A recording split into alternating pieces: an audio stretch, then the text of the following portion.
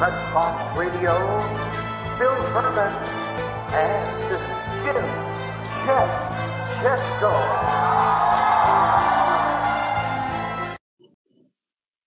It's Wednesday, April 22nd, 2020. Welcome to the Philly Pressbox Radio Roundtable, brought to you by the Irish Rover Station House in Langhorne, PA, and Allstate Insurance in Westchester, PA. I'm Bill Furman. I'll be your host tonight, along with my partner, Jim, Chet, Chesko. Hey, Chet, this is show number 284 of Philly Pressbox Radio, just short of our 6th anniversary, and we have a couple firsts happening tonight. The first is we are live on Facebook Live via Zoom. And the second first, we have Philly Flyers legend Bernie Parent joining us for the first time. Right on both counts, Bill. And, because we're practicing social distancing, I think we're about 60 miles apart. I guess it's safe that we can actually not wear a mask, right? So, yeah, no mask tonight. Heck, I even shaved this morning for our Facebook Live debut. So, I think I need a new makeup person, though. But, yeah, here we are, and we're ready for this Facebook Live extravaganza. We're going to have some fun. Yeah, I think so. If nothing else, we're going to give it a whirl anyway. We'll see what happens. Hey, Chet, besides Bernie Parent, man, that's pretty exciting to have that Hockey Hall of Famer joining us. But besides that, the NFL Draft Eve, and with everything going on in the world with the coronavirus, it seems a bit of an afterthought to me. But we're going to get some expert opinion from our good friend Mark Eckel, making his annual return back to Philly Pressbox Radio. And for those keeping track, and let's be honest, that's just me. This is going to be Mark's 13th visit to our show over the years. Always great to talk football with Mark Eckel.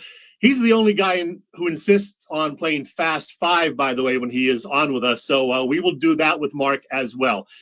Bill, before I forget, we need to play our Shelter in Place, Stay the Hell Home song of the week. And I think a lot of folks can relate to this one. Is there anyone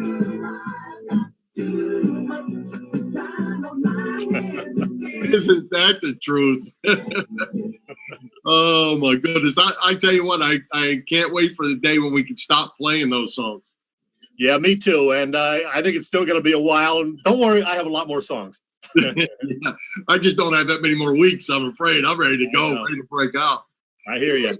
Before we get rolling, we want to remind our listeners and now viewers that Philly Pressbox Radio Sports Trivia will be coming up tonight at 8 p.m. 8:05 start, actually. So we have a little transition between this show and that show, just a couple minutes. We'll be on my Bill Furman Facebook Live page. And we've been having a lot of fun with that. We're going to go 4 rounds of 10 questions tonight, Chet.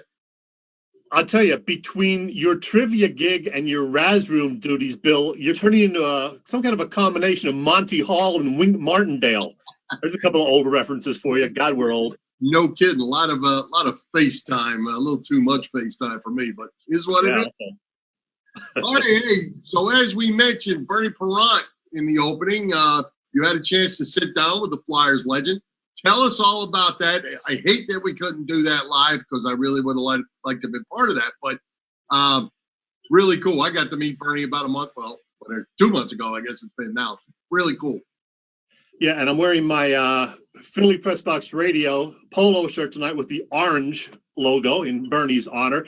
So yeah, as you know, like all Flyers fans, we're all fans of Bernie Parent. We all have fond memories of those Stanley Cup winning teams from the 70s, the Broad Street Bullies.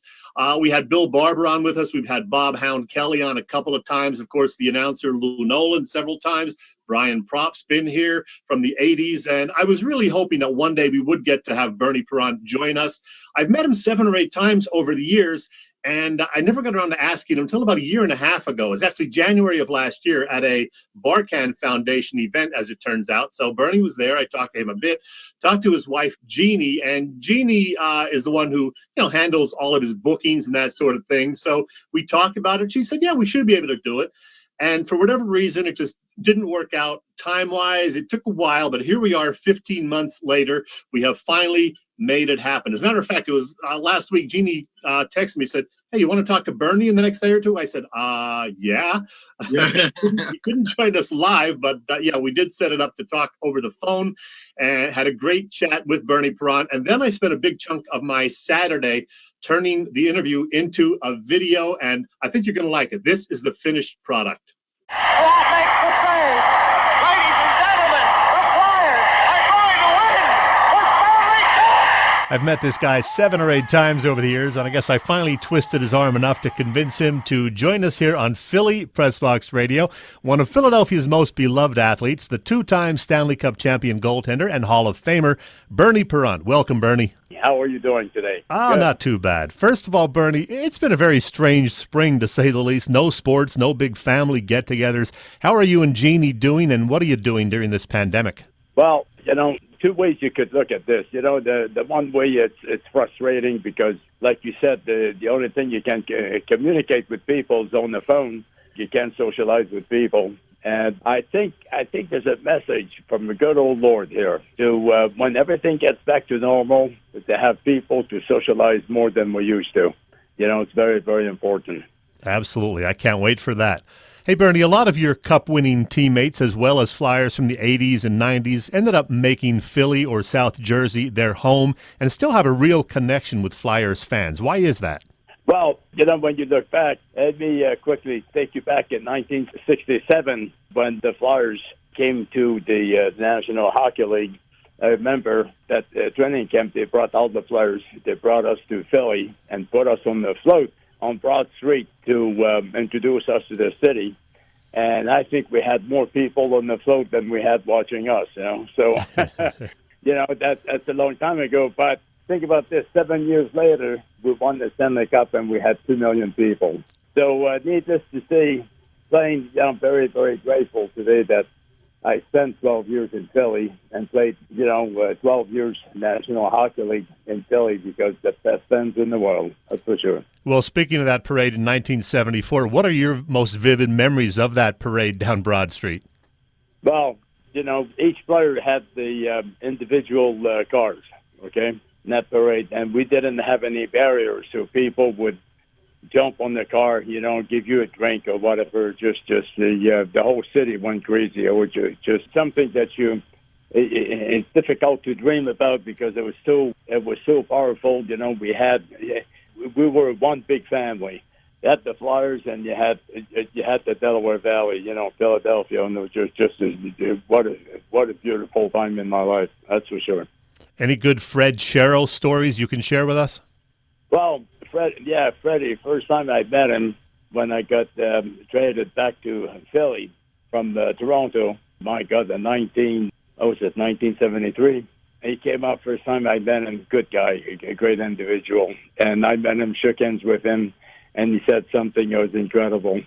He said, I don't know anything about goaltending, so you're on your own. I love that. You had a great leader on your team in Bobby Clark. How good a leader was the captain? Well, Bob definitely was the leadership that we needed to win those 2 Stanley Cups. But one thing you learn when you talk to Bob, he goes in that direction too, is you learn as a young kid, if you want to succeed in life, you have to be surrounded by good people. If you want to win the championship, you have to be surrounded by good players. You look at all professional sports, when they won the championship, they had that great leadership. And to me, Clark in our days was the best leader. Your general manager back in the day, Keith Allen, once said that you never really felt any pressure. Is that true? Well, it depends how you classify pressure. You have a job to do, you have to do it well. And I think the pressure, what he was talking about, if there's anything, is, forward makes a mistake, the defenseman could pick him up. Defenseman makes a mistake, the goalie has a chance to help him. But as a goalie, you make a mistake, then the red light goes on, so it's a goal. So I have learned from when I played in Toronto, those 2 years with Jacques Blanc, learned to understand and study the game of hockey. a left-hand shot versus a right-hand shot, and how my defensemen would play different situations, stuff like this. So once you psychologically you get into a game like this, it's not as much pressure as concentrating on the things that got you there. Bernie, I'm sure you watch goaltenders very closely, and the Flyers had a special one in the mid-1980s in Pelle Lindbergh, who, of course, left us all way too soon. What do you remember about Pelle? Pelle, as we're talking right now, I have two good pictures of Pelle. I'm looking at, one when he was on the ice and I'm on the bench and talking to him. And the other one, which was fantastic. Let me give you a quick little story about this. When I worked with Pelle, I was a goalie coach then. And 1 year, things weren't going well. So I told Keith Allen, I said, how about if I go spend a month with Pelle in the minors to work out, a few little problems that we have and bring him back up, So he said, fine. So I spent, I think it was 5 weeks with him in the minors, riding the bus with him and the whole bit. And we did overcome a few problems that he had. And then the following year, he had a tremendous year. And I'll never forget this because I have that picture here looking at me right now. And it was the time to give the awards in Toronto. So I got on the stage and I got the envelope, and there were 3 goalies that could win the Vezina Trophy, right? Mm-hmm. And the winner is Pelle Lindbergh.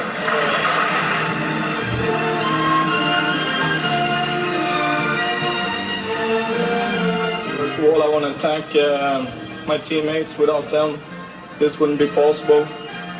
But the man I really want to thank tonight is the guy standing to the left of me, Bernie Perron. He told me everything I know about to play about hockey in America. Thank you, Bernie. How about that? Wow. So he came up, and I have that picture. I'm looking at it right now. They presenting the trophy to him. It was just incredible. Mm-hmm. Of course, the current Flyers goalie seems to be a very good one and potentially a great one. I know you've met him, Carter Hart, and watched him play. How good is Carter Hart now, and how good do you think he's going to become? Well, he's good young goalie. My Lord, he's only 21 years old. But I like the situation here in Philly. He shared the duties, maybe a little bit more, with Elliott. Now, Hart is 21 years old and Elliott is 35, okay? Yep. So there's no competition. And this takes me back when I played, earlier I said I played in Toronto with Jacques Plante, I was, 25, I believe, 24, 25. And Plante was 41 years old, and there was no competition. So one time I did ask him, I said, can you help me understanding the game more? And he said, of course I will. And it's a similar situation we have here in Philly. And when there's no competition like this and the players are helping each other, it's a beautiful combination. Now, having said that, this kid has something that you cannot teach. It's God-given talent. And what he does is his talent, he has the ability to anticipate where the play is going to go, which is very, very important. So it helps him to be at the right place at the right time. What a great goalie. They'll win the Stanley Cup with him. I hope so. And before the current NHL season got shut down, the Flyers were playing some great hockey, and a lot of people thought they could contend for the Stanley Cup, maybe, win it all. How do you like this current Flyers crew and Coach Alain Vigneault? Oh, awesome. And even it starts with the GM, they're just, I knew his dad well, by the way, Cliff, and they put a beautiful young team together, young kids. And they have leadership, too. They have a couple of guys, the older guys, they took that responsibility. And the one good thing about the coach, he said one time, which I think it was awesome, he said, as a human being, he said, I'll be behind you 100% the whole time. But as a hockey player, if you go out and you don't give 100% on the ice, you're going to sit on the bench. And then this is, so you come up with a statement like this, the players respect you. Then you go out as a team and you win. They're a good team. They're well coached. They're well coached, but you have to have the players, and they do. That's a shame that this craziness happened because I remember one time during the season, people said, wow. He said, I think we're going to make the playoffs. Then they turned around and said, wow, I think they have a good chance to win the Stanley Cup. So that's how well they were playing. Yeah. Yep. Hey, if I'm not mistaken, Bernie, the last time you put the pads on was for that alumni game against the Rangers at Citizens Bank Park, New Year's Eve 2011-12. How much fun was that playing in front of 46,000 fans outdoors and hearing that Bernie, Bernie, Bernie chant one more time? Oh, my God. It was, I was so grateful I was able to participate. It was only 5 minutes, by the way. But to be on the ice, to step on the ice, think about this, to step on the ice, and to hear the crowd, my God, we had like 45,000 people, and to hear the crowd and the same feeling I had, that I experienced at that moment was the same feelings I experienced when I played, for God's sake. It was just something that you just cannot buy, just incredible. And then the best part of the whole thing was I said I was going to play just 5 minutes, and I looked at the clock, right? It was near the end. There was 10 seconds left. Then I looked down on the ice again, and here comes Duguay on the breakaway. And I said, Lord, what are you doing to me, right? And Duguay shut on my pads on purpose, and then the crowd stood up and cheered, I made the save. And I told him, I said, why'd you shoot to hit my pads? Because I knew he hit my pads on purpose. He said, he said, my God, I don't think I would have left this down alive, for God's sake, if I would have scored. So, what a classy guy. That was awesome. That was a great moment for sure. All right, Bernie, as we finish up, I want to play a quick game of Fast Five. I'm going to hit you with 5 questions, 5 easy, brief answers from you, okay? Yep. All right. Go ahead. Sure. Number 1, what opposing player back in the 70s had the hardest or toughest shot? Bobby Hall, 120 miles an hour. Yeah. Number 2, you had some unforgettable teammates back in the day. Which Broad Street Bully era teammate was the craziest? Well, I think Dave Schultz, craziest as far as it was a great fighter, and a great individual, but we had a lot of fun with Dave. Mm-hmm. Number 3, your favorite visiting arena to play in? My favorite one was New York Rangers, because the crowd, that's what makes a hockey game. The crowd was alive, and it brought the best out of me. Mm-hmm. Number 4, is it true, Bernie, that you were a big fan of the Three Stooges? Definitely. I love the Three Stooges. Every day before a game, at 4 o'clock, I would watch 45 minutes of the Three Stooges, and then I would go to the game. The Spectrum, when you're happy, beautiful things happen to you. Number 5, what do you like more, your boat, your new dog Sophia, or a good cigar? All of it. And it's more than just loving it. It's I think the proper word to use here is grateful. And when you're grateful in life, beautiful things happen to you. This was loads of fun. Thanks to your lovely wife, Jeannie, for helping to coordinate this. Stay well, Bernie, and thanks for visiting Philly Pressbox Radio. Thank you, and maybe we'll see you down the shore this summer, and I'll get you out on the fishing trip. Okay, my friend. Thank you, Bernie. Thanks. Take care. Hey, Chet, I tell you what, man, that was awesome. I tell you what, great job on the video. It was the way he was talking about the Pelle Lindbergh thing, and then coming up with that clip of him giving out the award. Awesome. Great job. Great interview. Oh, thank you. Yeah, that was a lot of fun. I was glad I was able to find that on YouTube. YouTube is a wonderful thing. You can find everything on there. And, plus I follow Bernie and Jeannie on Instagram, so I was able to swipe a lot of those old pictures, which was great. I hope Bernie and Jeannie got to see it and enjoyed it. It was a lot of fun, and Bernie's great. Yeah, oh yeah, classic stuff. Great. What do they say? Radio gold right there, brother. Yeah, thank you. All right. Hey, Chet, let's move on. Let's talk about what's going on over at Allstate. If you're looking for insurance in the tri-state area, we've got the spot for you. Allstate Insurance in Westchester, PA. We sure do, Bill. And, one of the best benefits of having an Allstate insurance policy is getting a local agent, somebody like Dave Lavoie, who is dedicated to you. Building that personal relationship means that you can work with someone who knows you and understands your family and your family's needs, someone you can call when you have questions or need help. Dave is dedicated to protecting what is most important to you and your family. So give Dave a call today. Call him at Allstate in Westchester, Pennsylvania. The phone number 610-430-0700. Again, 610-430-0700. And hey, Bill, this guy turned 70 years young today. Can you believe that? The great Peter Frampton. Won't you show me the way every day? How about that? Well, I tell you what, Chet, reminds me of a couple times down at JFK Stadium back in the day because I saw him there twice. Yeah, and it was this time in 1976 when Frampton Comes Alive was all over the place. That whole album featuring this song live, Baby I Love Your Way, and Do You Feel Like We Do It came out in early 76. And by the spring, by April, it was heard everywhere. It became the #1 album of the year and still one of the best and best-selling live albums ever recorded. Yep, I was there in June of 76 and June of 77. JFK Stadium, two of the finest concerts you ever would want to see. And I've never seen Peter Frampton solo. Can you believe that? Wow. Shame on me. That's right. Well, hey, Chet, last week we started our 5-week series building our own Mount Rushmore of Philly athletes. You took Mike Schmidt. I took Will Chamberlain. We're picking one a week. If we can do the same, and maybe they'll come out the same. Who knows in the end? But I'm feeling like they're not going to. But in the end, we're going to get this thing to 5. And when we started out by doing the individual teams, we couldn't even get them to 5.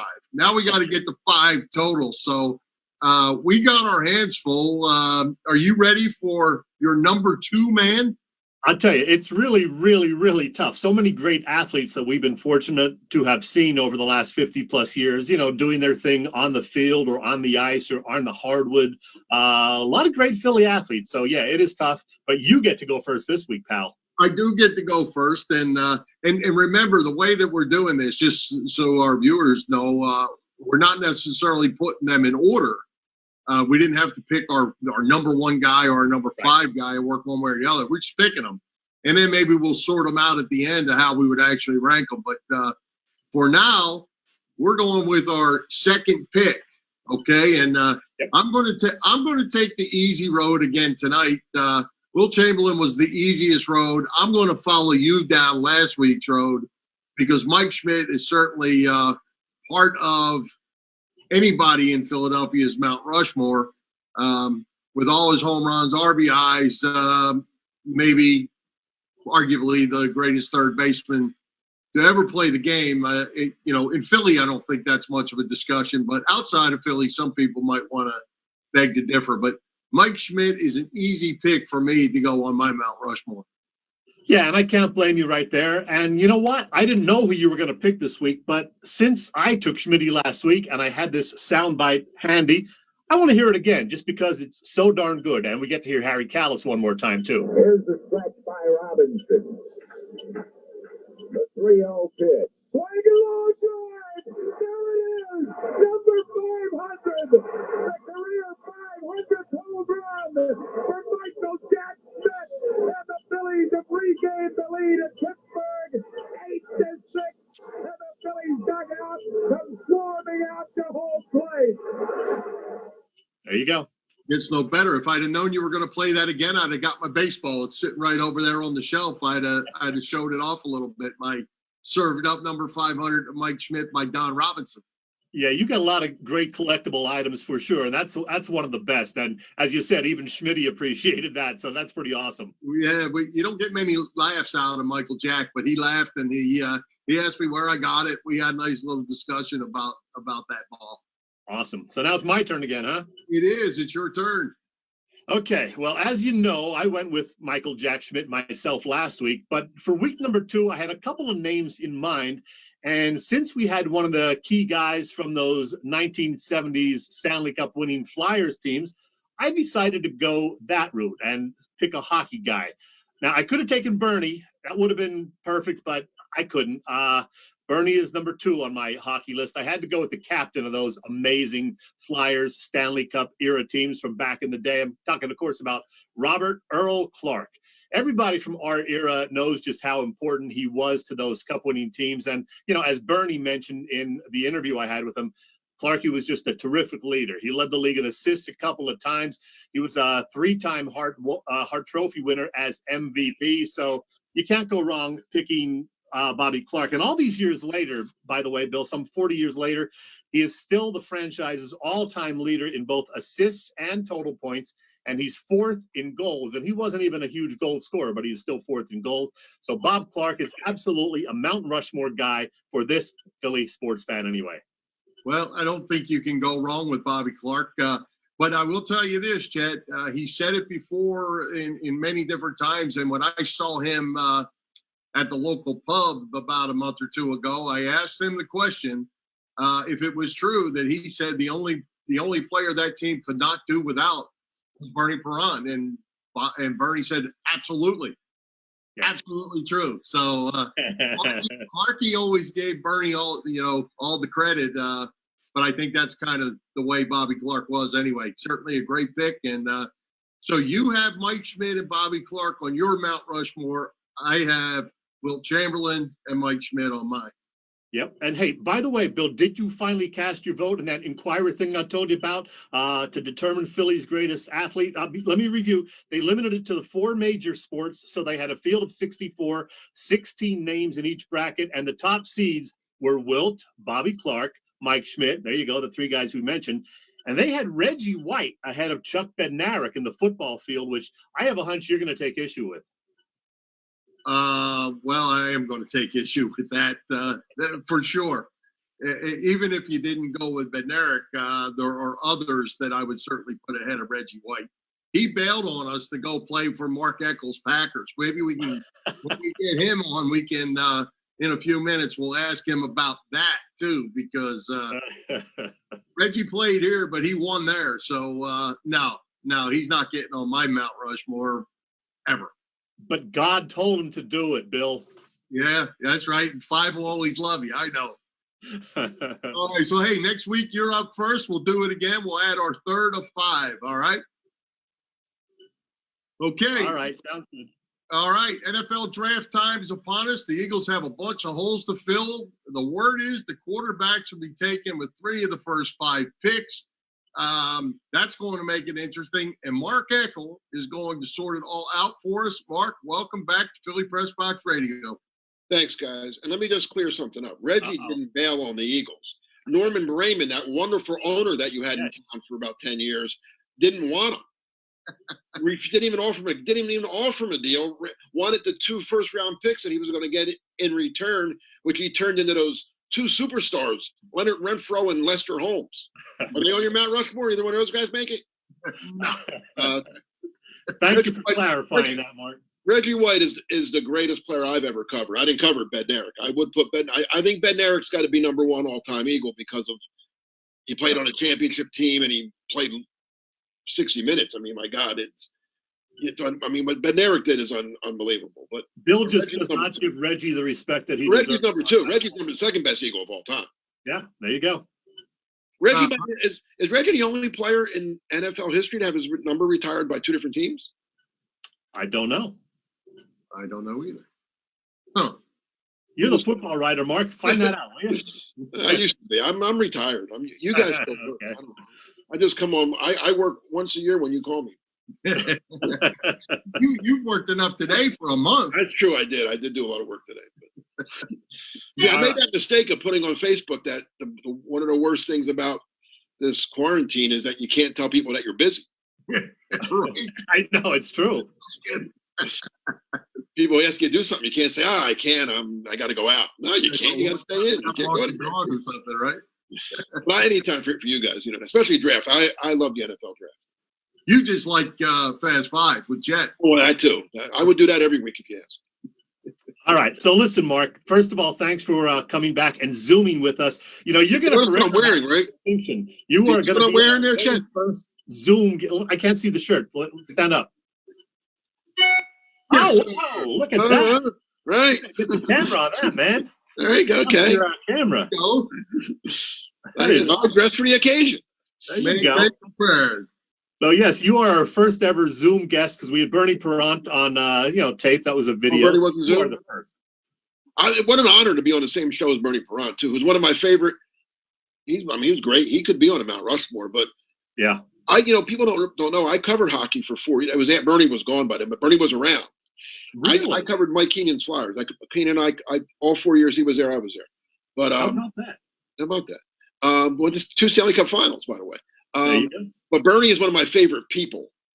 Yeah. I've never been around. Just a wonderful person, great guy. I mean, and one of the, I mean, you could argue him as the greatest Flyer. I mean, Clark. I think everybody who has met Bernie would say that same thing. But hey, we're here to talk football, Mark, and we're going to focus on the team that you used to cover, okay, for 32 years or so. Not the Flyers, the Eagles. Okay. Yeah, yeah, right. They're obviously in need of a wide receiver. A lot of people think that's what they will do in the very first round. They currently have pick number 21. They might move up. They might trade back.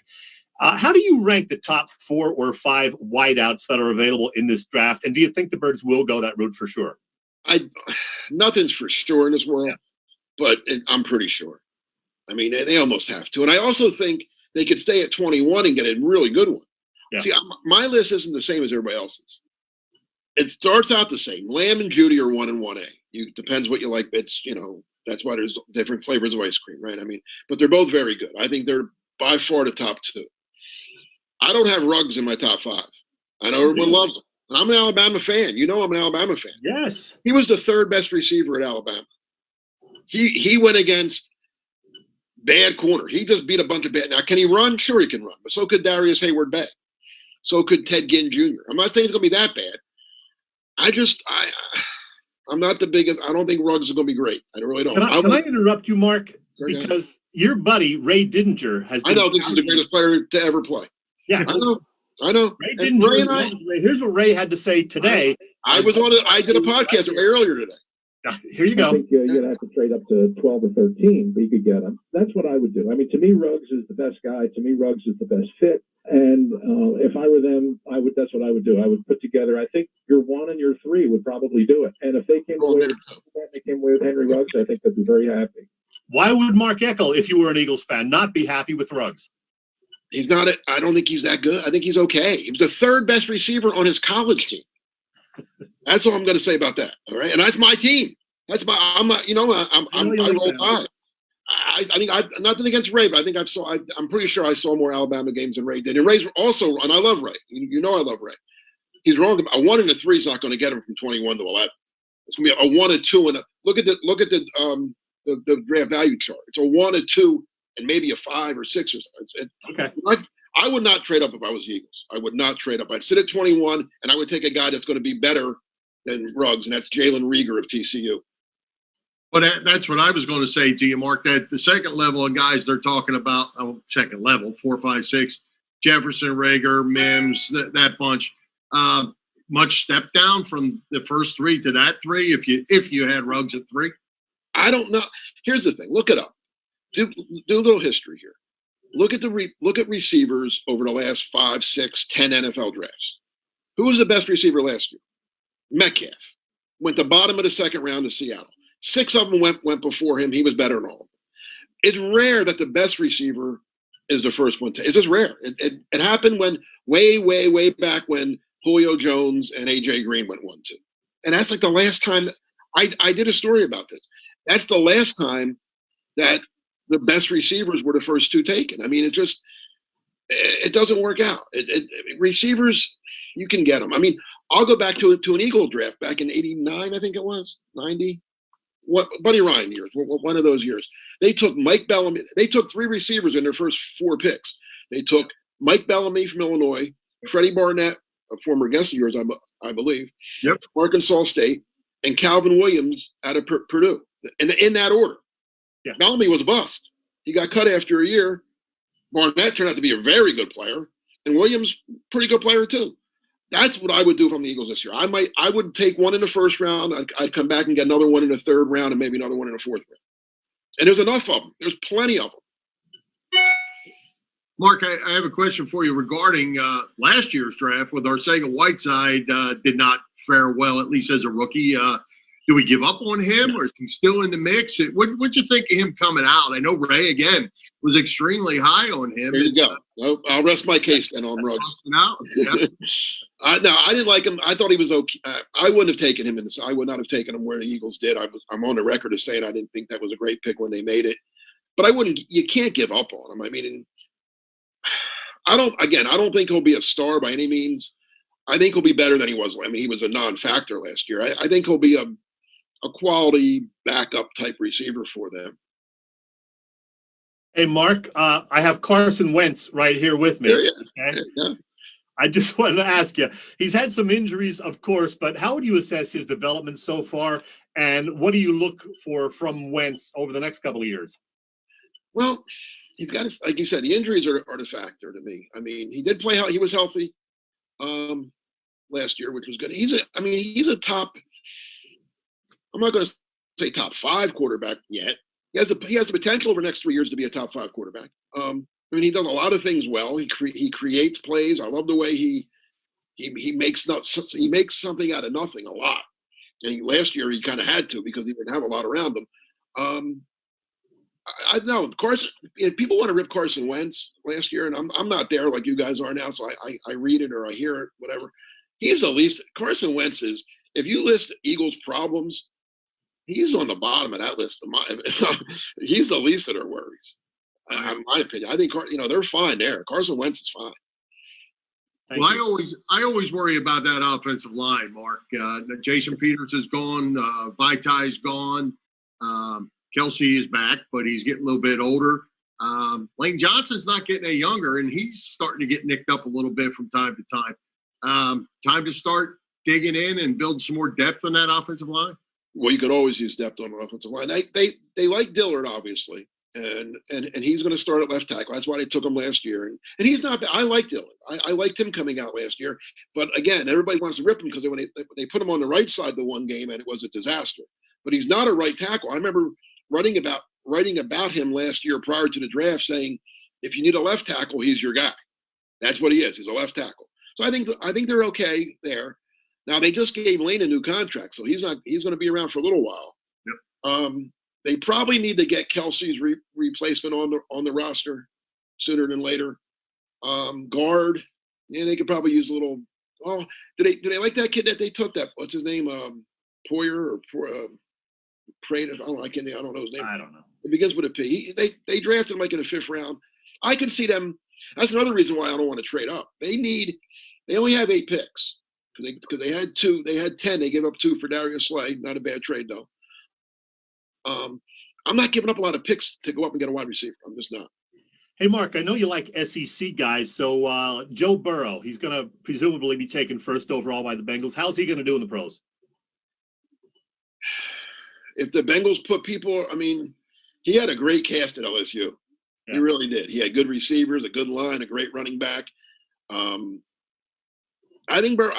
I'm not going to go on a limb and say he's going to be a superstar because it's hard. You don't know. But he's not going to be bad. He's too talented to be a bad quarterback. He's not Ryan Leaf, but I don't know if he's Peyton Manning either. So the Bengals are going to have to help him, and he does. He's going to a quarterback-friendly coach in Zach Taylor. So that's a good start. He's not going to a defensive guy that's going to ignore. So we'll see. If I was the Bengals, I wouldn't take him. Really? I would sign Winston or Cam Newton and take Chase Young. Chase Young is the best player in the draft, in my opinion. Well, what about the rumor about 3 of the top 5 picks being quarterbacks? What do you think about that? Not about 5. I think 3 of the top 6. I don't know about 5. Depends if they're trade. Depends on if the Giants trade out. I don't know. I don't like Herbert at all. Put me on the record there. I think he could be the bust. And Tua, again, I'm an Alabama guy, but you worry about. You talk about Carson Wentz being injured. Tua's got some red flags with the injuries, and he's not a big man, and he takes those hits.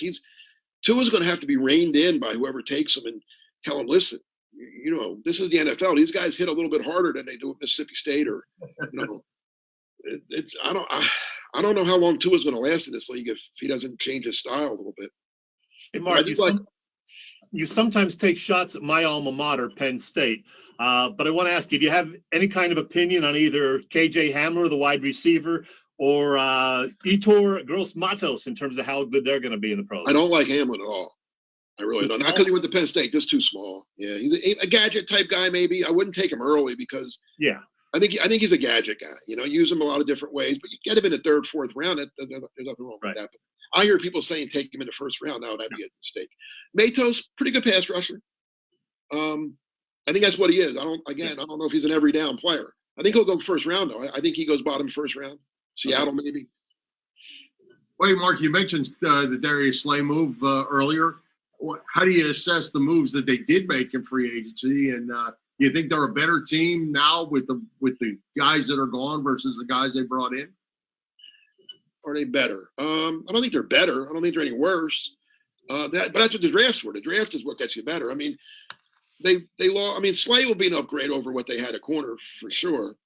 But they lost Malcolm Jenkins. That's so they're not as good at safety. So that's almost a wash if there, right? If you look at the entire defensive backfield, it's probably not better, to be honest with you.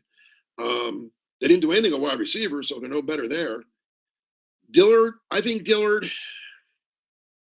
like him. I do. I like Andre Dillard. I think he could be a good player.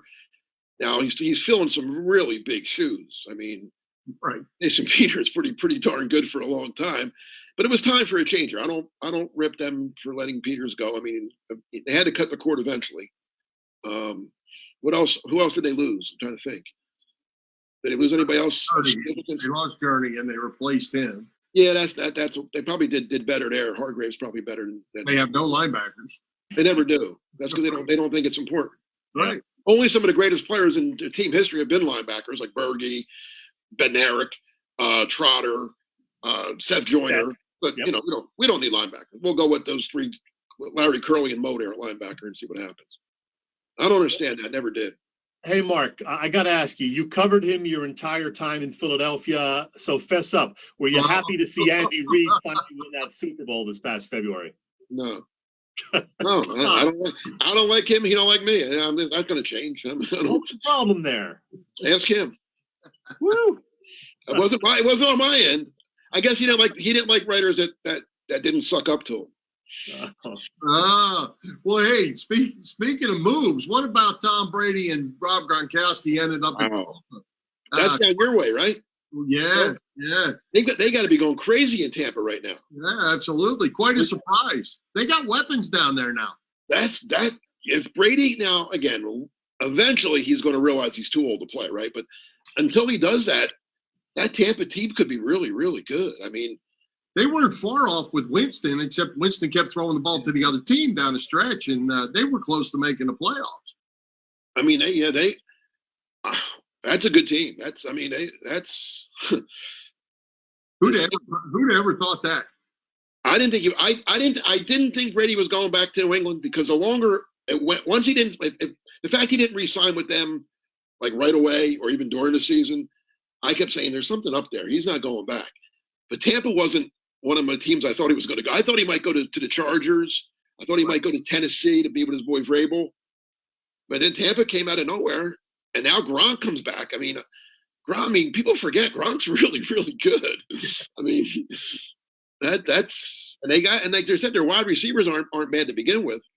That's going to be an interesting team to watch. And then if I'm the New Orleans Saints, I'm a little worried. I mean, the Saints kind of had that division kind of wrapped up until all this happened. Now they're like, wait a minute.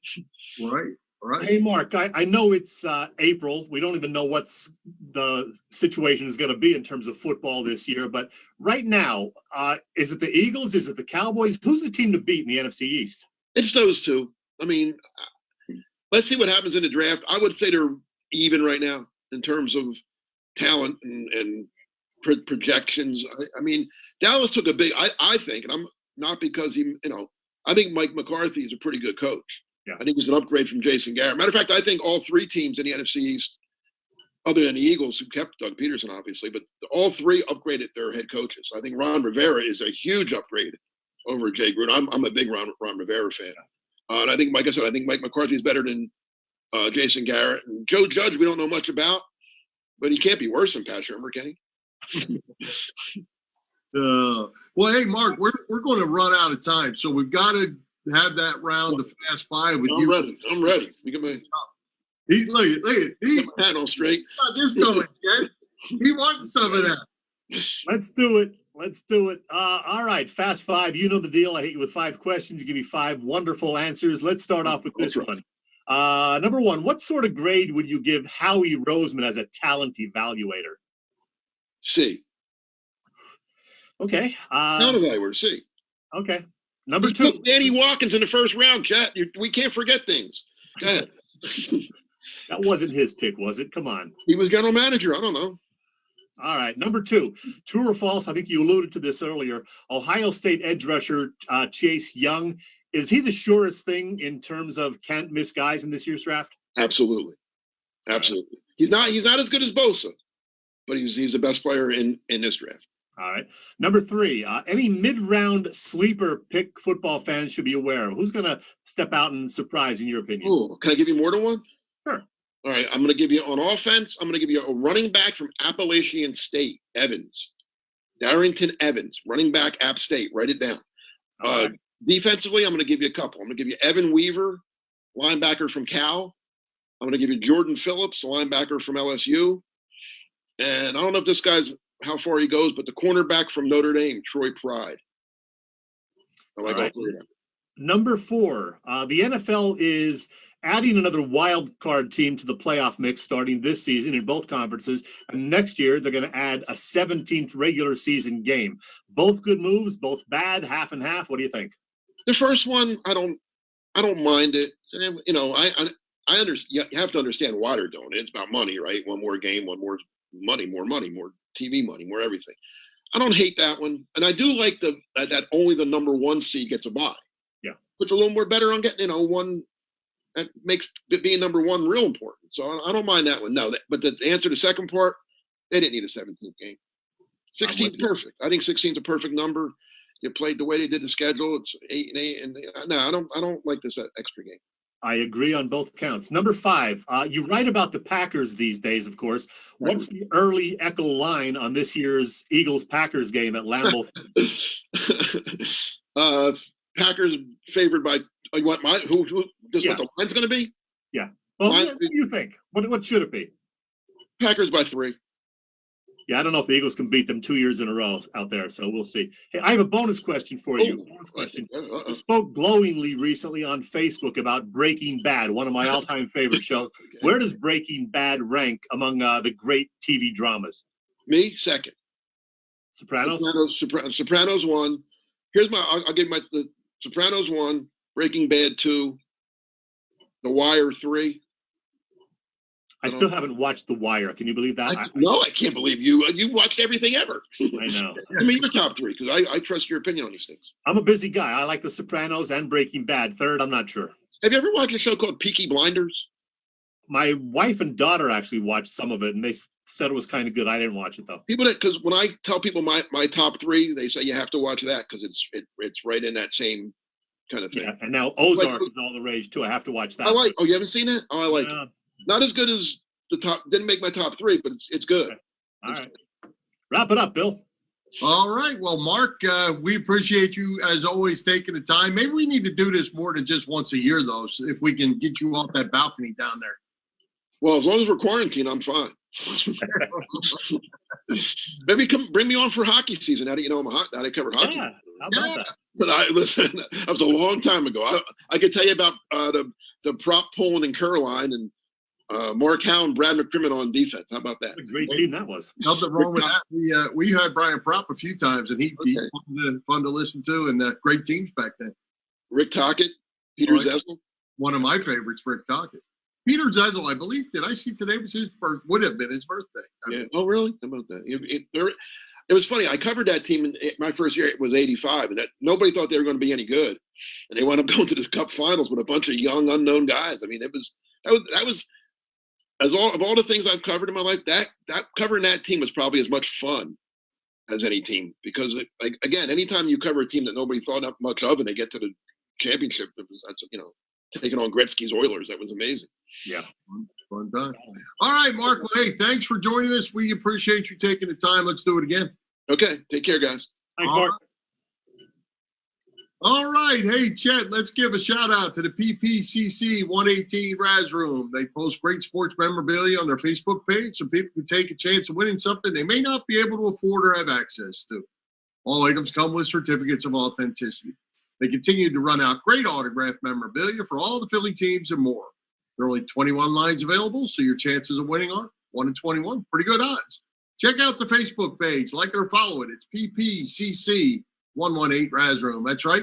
PPCC 118 Raz Room on Facebook. Yes, sir. All right. And hey, Chet, wow, great guest tonight with Bernie and Mark. Fantastic. So how are you going to top it? Who's coming to Philly Pressbox Radio next week? Oh, darn, I lost my notes. You'd think I'd remember that, but, oh, okay. I see now. Get a little closer to the camera on your first day. All right, next week, Bill, the draft is going to be in our rearview mirror, and we're going to talk about how great the Eagles did. Well, hopefully that'll be the case anyway. Don't count on it. Next week, we're going to have a guy who, like Mark Eckel did, now covers the Eagles as a beat reporter. He's been here with us a few times. In fact, next week, he's going to become a member of the Five Timers Club on Philly Pressbox Radio. He writes for the Daily News and the Inquirer and Inquirer.com and all those things these days. We're talking about Paul Domowitch. Plus, you and I will add another name to our Mount Rushmore of great Philly athletes. And I believe Fred Hugo is going to stop by as well next week to talk about the draft and the Sixers, see what's going on with the NBA. Yeah, well, and speaking of that, Chet, there's a rumor out there, I'll call it a rumor, that hockey is talking about starting up in July with limited fans, limited this, limited that. What do you think about playing hockey in an empty rink? I don't know. I don't like it. I mean, on the one hand, I'd like to see them finish the season, get into the playoffs, see how the Flyers can do, but it just seems so unfair, to have the teams come back after being off so long and then to ask them to play in front of an empty arena. It doesn't seem right. It's going to be very, very strange if it happens. But on the other hand, I would like to see some hockey. You'd like to see something, right? Yeah, especially with the Flyers playing so well, as we discussed with Bernie. They were a legitimate cup contender the way they were playing right before we all went to hell in a handbasket. Whole new season now. Who knows what you get from here on out? Yes, indeed. All right. Well, how about a parting shot for you tonight, Chet? You have one? I do indeed. Bill, ESPN doesn't have the cred that it used to, but it had a very good weekend, even without any live sports to air. On Saturday, it showed 11 straight hours of epic boxing matches, including Hagler Hearns, Tyson Holmes, and all three Ali Frazier bouts. That was some good TV right there. I watched a little bit of that. Sunday, then, as it did earlier in April, it aired a marathon of Peyton Manning's new show, Peyton's Places, which until earlier this month, in fact, it had only been available on ESPN+. So I watched about 4 episodes of that, and I DVR'd another 5 or 6. Looking forward to seeing more of that. I think they did 29 or 30 episodes, and I just heard they're probably going to do a second season of that this coming year. So I recommend that. And then, of course, Sunday evening, we finished up with The Last Dance, the first 2 parts of the 10-part Jordan thingamajig, The Last Dance, about the Bulls' 1997-98 series. We knew how great a player Jordan was, and this really shows just how passionate a guy he was, how committed, how focused, and the terrific leader he was as well. It's really well done also in terms of how they go back and forth between that final championship season and earlier in Jordan's college and pro career. And there are insightful comments from his teammates, some of his former coaches, and others around the NBA. I look forward to seeing the rest of The Last Dance the next 4 Sunday nights. So kudos to ESPN for a change. Yeah, I'm going to watch. I did not watch those Jordan shows yet. I'm going to let a few more of them build up, and then I'm going to, spend a while watching them. But I've heard pretty much nothing but good things about him so far. And nothing's going to change your mind that Wilt was better than Jordan, but that's okay. No, it's still worth watching. I hope the show wasn't meant to change my mind, because that's just going to happen. You know what I mean? Our producer is shaking his head in the background like he has a crazy guy for a father. Yeah, right. Well, hey, Chet, for my parting shot, don't forget Philly Pressbox Radio, Philly Sports Trivia is going to start here at 8:05, about 10 minutes from now. Join us for that. It's going to probably be about 45 minutes to an hour tonight, because we're going to do 4 rounds of 10 questions. And because we had our timing issues that we can't fix because it's the internet, you now battle against yourself. So we go through 10 questions, we read the questions, everybody answers and does their thing, and then we come back and we go through those same 10 questions and we give the answers.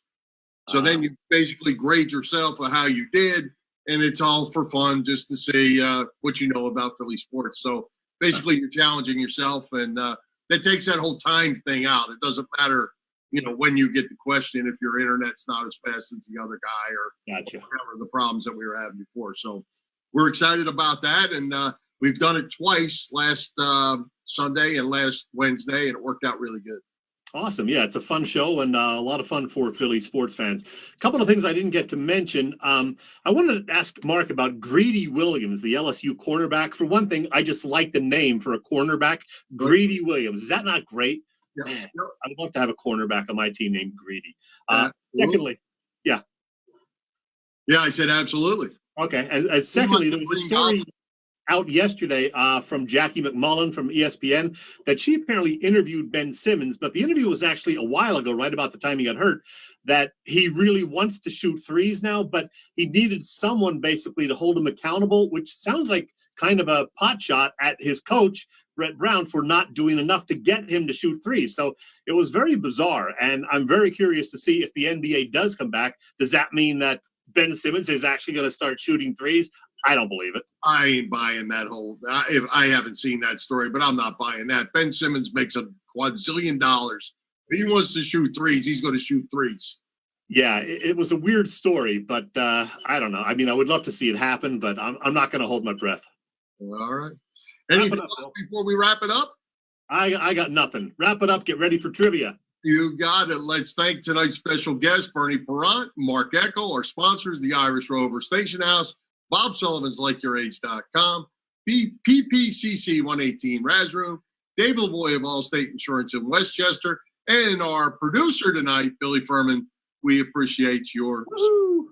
For Jim, Chet, Chesko, this is Bill Furman. We hope you enjoyed the show, and we'll join Philly Pressbox Radio next Wednesday, April 29th at 7 p.m. You can see us live on Facebook or listen to our website, phillypressboxradio.com, on blogtalkradio.com/Philly Pressbox Radio, and on a variety of apps out there. So high hopes, Philadelphia sports fans, and stay safe. Go Birds. 1, 2, 1, 2, 3, 4, 5. On the road to victory. Five Eagles fight. Score a touchdown, 1, 2, 3. Hit 'em low, hit 'em high, and watch our Eagles fly. Five Eagles fly. On the road to victory.